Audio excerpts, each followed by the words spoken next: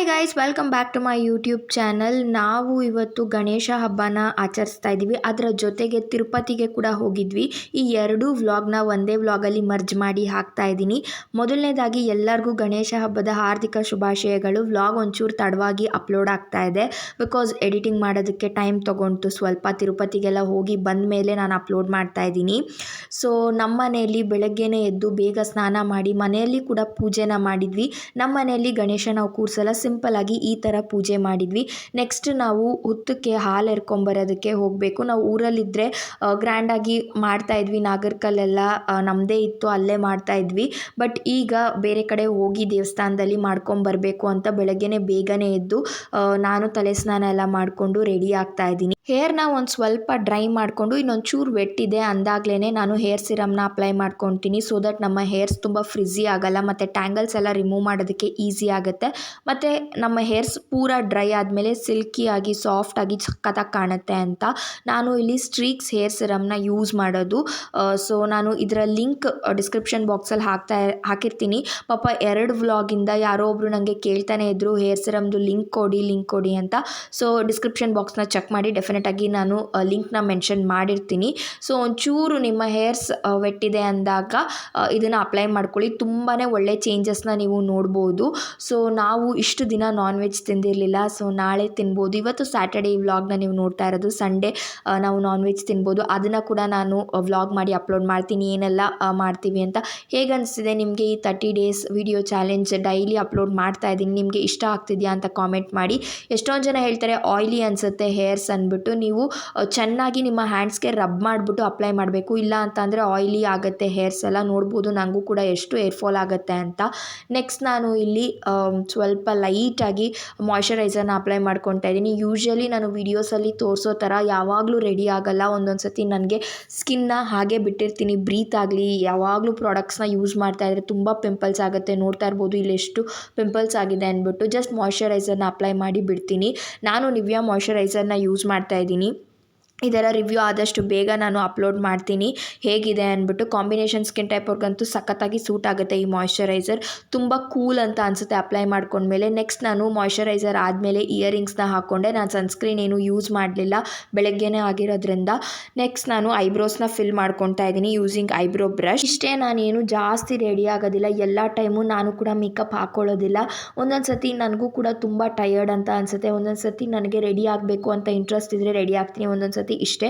ಲಾಸ್ಟಲ್ಲಿ ಎಲ್ಲ ಆದಮೇಲೆ ಲಿಪ್ ಬಾಮ್ನ ಯೂಸ್ ಮಾಡ್ತಾ ಇದ್ದೀನಿ. This is from Sunny Herbals lip balm. ತುಂಬಾ ಚೆನ್ನಾಗಿದೆ ಈ ಲಿಪ್ ಬಾಮ್. ನನ್ನ ಲಿಪ್ಸ್ನ ಮಾಯ್ಶ್ಚರೈಸ್ ಮಾಡೋದ್ರ ಜೊತೆಗೆ ನರಿಶಿಂಗ್ ಆಗಿ ಕೂಡ ಇಡೋದಕ್ಕೆ ಹೆಲ್ಪ್ ಮಾಡುತ್ತೆ. ಇದರಲ್ಲಿ ಆಲ್ಮಂಡ್ ಆಯಿಲ್ ಇರೋದ್ರಿಂದ ನಿಮ್ಮ ಲಿಪ್ಸ್ಗೆ ತುಂಬಾ ಒಳ್ಳೆಯದು, ಹೈಡ್ರೇಟೆಡ್ ಆಗಿ ಇಡೋದಕ್ಕೆ ಹೆಲ್ಪ್ ಮಾಡುತ್ತೆ. ಸೊ ಹೀಗೆ ಕಾಣಿಸ್ತಾ ಇತ್ತು ನನ್ನ ಔಟ್ಫಿಟ್ ಆಗಿರ್ಬೋದು. ತುಂಬ ಸಿಂಪಲ್ ಆಗಿ ರೆಡಿ ಆಗಿದ್ದೆ. ಮತ್ತು ನಾವು ಬಂದು ತಿರುಪತಿಗೆ ಹೊರಡಬೇಕಾಗಿತ್ತು ಅಂತ. ಏನೇ ರೆಡಿ ಆದರೂ ಫೆಸ್ಟಿವಲ್ ಟೈಮ್ಸಲ್ಲೆಲ್ಲ ನಾವು ಬಿಂದಿ ಇಟ್ಕೊಂಡು ಕುಂಕುಮ ಇಟ್ಕೊಂಡ್ರೆ ತುಂಬಾ ಚೆನ್ನಾಗಿ ಕಾಣೋದು. ನಾನು ದೇವಸ್ಥಾನಕ್ಕೆಲ್ಲ ಫೋನ್ ತೊಗೊಂಡು ಹೋಗಿರಲಿಲ್ಲ.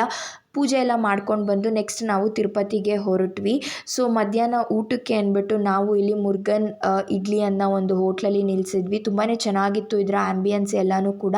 ನಾನು ಇಲ್ಲಿ ಬರೀ ಕರ್ಡ್ ರೈಸ್ ತೊಗೊಂಡೆ. ನಂಗೆ ಯೂಶ್ವಲಿ ಟ್ರಾವೆಲಿಂಗ್ ಮಾಡಬೇಕಾದ್ರೆ ಎಲ್ಲ ತುಂಬ ಹೆವಿಯಾಗಿ ತಿನ್ನೋದಕ್ಕೆ ಇಷ್ಟ ಆಗೋದಿಲ್ಲ. ಮತ್ತು ತಿರುಪತಿ ಘಾಟ್ ಸೆಕ್ಷನ್ ಆಗಿರೋದ್ರಿಂದ ಏನಾದರೂ ವಾಮಿಟಿಂಗ್ ಸೆನ್ಸೇಷನ್ ಎಲ್ಲ ಆಗಬಹುದು ಅಂತ ನಾನು ಜಾಸ್ತಿ ಏನೂ ತಿನ್ನೋಕ್ಕೆ ಹೋಗಲಿಲ್ಲ.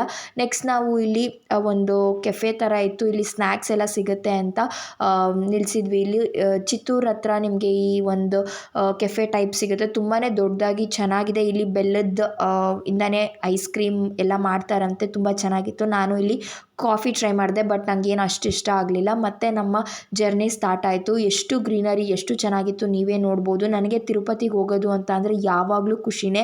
ನನ್ನ ಲೈಫಲ್ಲಿ ಬೆಸ್ಟ್ ಡೇ ಅಂತ ಅಂದರೆ ಅದು ತಿರುಪತಿ ದರ್ಶನ ಮಾಡ್ಕೊಂಡು ಬಂದಿದ್ದೆ. ಅದು ಈ ಸತಿ ಅಂತೂ ತುಂಬಾ ಚೆನ್ನಾಗಾಯಿತು. 2 ಬಾಗಿಲು ಮುಂದೆ ಹೋಗಿ ನಾವು ದರ್ಶನ ಮಾಡಿದ್ವಿ.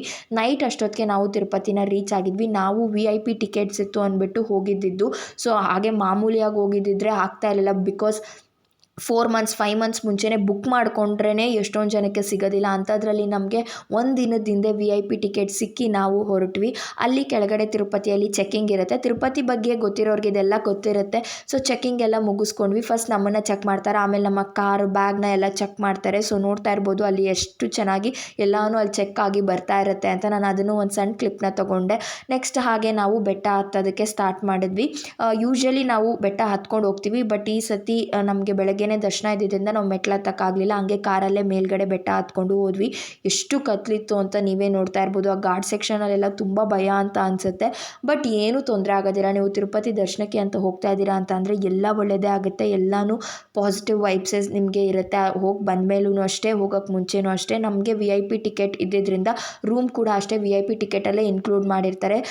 ಇದು ಒಂದು ಸೋಮಸದನ ಅಂತ ನಮಗೆ ಅಲ್ಲಿ ಒಂದು ರೂಮ್ ಬುಕ್ ಆಗಿತ್ತು. ತುಂಬಾ ಚೆನ್ನಾಗಿತ್ತು, ತುಂಬ ಲಕ್ಸುರಿ ಆಗಿತ್ತು.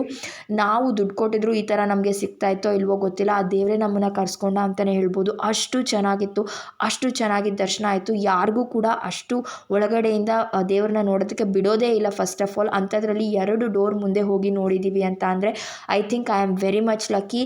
ನಾನು ಬ್ಲೆಸ್ಡ್ ಅಂತ ಅನಿಸುತ್ತೆ. ನನಗೆ ಅಷ್ಟು ಖುಷಿ ಆಯಿತು ನನಗೆ. ಬಿಕಾಸ್ ತಿರುಪತಿ ದರ್ಶನ ಮಾಡೋದೇ ಒಂದು ಗ್ರೇಟ್ ಅಂತಲೇ ಹೇಳ್ಬೋದು. ಅದರಲ್ಲಿ 2 ಬಾಗಿಲು ಮುಂದೆ ಹೋಗಿ ನೋಡೋದು ಅಂತ ಅಂದರೆ ಅದು ಏನಿದ್ರು ಈ ಪೊಲಿಟಿಷಿಯನ್ಸ್ಗೆ ಇಂಥವ್ರಿಗೆ ಮಾತ್ರನೇ ಆ ಚಾನ್ಸ್ ಸಿಗೋದು. ಬಟ್ ಅದರಲ್ಲಿ because of my father's friend ನಮಗೆ ಆ ಒಂದು ಆಪರ್ಚುನಿಟಿ ಸಿಕ್ತು. So I am very much blessed and grateful for the universe. ಯಾವಾಗಲೂ ಮ್ಯಾನಿಫೆಸ್ಟ್ ಮಾಡ್ತಾ ಇರ್ತೀನಿ ತಿರುಪತಿಗೆ ಹೋಗಬೇಕು ಅಂತ. ಅದು ಇಷ್ಟು ಬೇಗ ಆಗುತ್ತೆ ಅಂತ ಗೊತ್ತೇ ಇರಲಿಲ್ಲ. 6 ತಿಂಗಳು ಕೂಡ ಆಗಿರಲಿಲ್ಲ ನಾನು ಹೋಗಿ ಬಂದು. ಅಷ್ಟು ಬೇಗ ದರ್ಶನ ಆಯಿತು. ಆ್ಯಂಡ್ ರೂಮ್ ಟೂರ್ನ ಕೂಡ ನೀವು ನೋಡಿದ್ರಿ ಅಂದ್ಕೊಳ್ತೀನಿ. The next day. ಇದು ಮಾರ್ನಿಂಗ್ ವ್ಯೂ ತುಂಬಾ ಚೆನ್ನಾಗಿತ್ತು. ನಮ್ಮ ರೂಮ್ ಎಲ್ಲನೂ ಅಷ್ಟೇ, ನೀವು ನೋಡಿರ್ಬೋದು ಆಗಲೇ. ನಾವು 4 ಜನ ಹೋಗಿದ್ದಿದ್ದು. ತುಂಬ ಚೆನ್ನಾಗಿತ್ತು, ಕ್ಲೀನಾಗಿತ್ತು. ಮೇಯ್ನಾಗಿ ನನಗೆ ರೂಮ್ಸ್ ಕ್ಲೀನಾಗಿರೋದು ತುಂಬಾ ಇಂಪಾರ್ಟೆಂಟ್. ನನಗೆ ರೂಮ್ಸ್ ಕ್ಲೀನ್ ಇಲ್ಲ ಅಂತ ಅಂದರೆ ನನಗೆ ಏನೋ ಒಂಥರ ಹಿಂಸೆ ಆಗ್ತಾ ಇರುತ್ತೆ. ರೆಡಿ ಆಗಿಬಿಟ್ಟು ನಾವು ಕೂಡ ಹೊರಟ್ವಿ. ನಮಗೆ ಡೈರೆಕ್ಟಾಗೇ ಬಿಡ್ತೀವಿ ಅಂತ ಹೇಳಿದರು ಬಿಕಾಸ್ ಆಫ್ VIP ಟಿಕೆಟ್ಸ್. ನಾವು ಬೇಗನೆ ಹೋಗಿದ್ವಿ. ನಮ್ಮ ಟಿಕೆಟಲ್ಲಿ 6 ಮೆಂಬರ್ಸ್ ಇದ್ವಿ, ಅಂದರೆ ನಾವು 4 ಜನ, ಇನ್ನೂ 2. ಸೊ ನಾವೆಲ್ಲ ಒಟ್ಟಿಗೆ ಹೋಗಬೇಕಾಗಿತ್ತು. ಸೊ ಒಟ್ಟಿಗೆ ಹೋದ್ವಿ. ಇದು ಒಂದು ಫೇಮಸ್ ಸ್ಪಾಟ್ ತಿರುಪತಿಯಲ್ಲಿ. ಎಲ್ಲರೂ ಫೋಟೋಸ್ ತಗೊಳ್ತಾ ಇರ್ತಾರೆ.